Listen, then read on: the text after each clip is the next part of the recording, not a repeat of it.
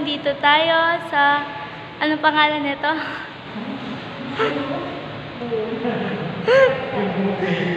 Guys, nandito yung mga dating naging gobernador ng Malolos. Guys, ito sila. Ayan yung mga nasa likod ko. Sino yan, guys? Si Isidoro D. Torres. Ayan siya, guys. And marami pa dito. Ayan. Sobrang dami. Yan yung mga naging mga gobernador dito sa Malolos. Guys, ang dami niya. Talaga. Guys, alam nyo, kaya lang naman ako nakapasok dito dahil sinama ko ng tita ko. Yan guys, apakadami. Alam nyo guys, kaya ako nagbablog dahil pag-aaralan namin tong mga to. Yan, lalo na yan. Ito naman guys, ano to? God Teodoro sa yan guys. Ito naman si Gob Pablo of Texon.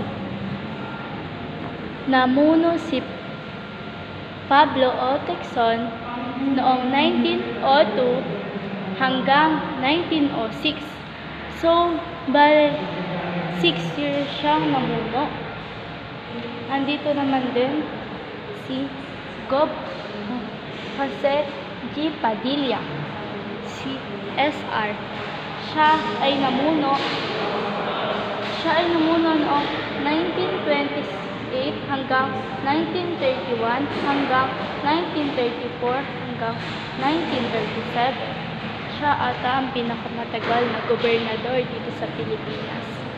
So, meron pa guys, na dami sa taas guys eh. Hindi ko na sila makikita lahat. So, andito din. So, yun guys, picture tayo. Picture tayo dito.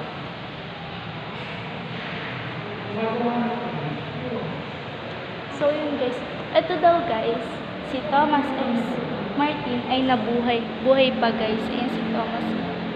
Siya ay namuno noong 1958 hanggang 1963. Siya si Gobernador Thomas S. Martin.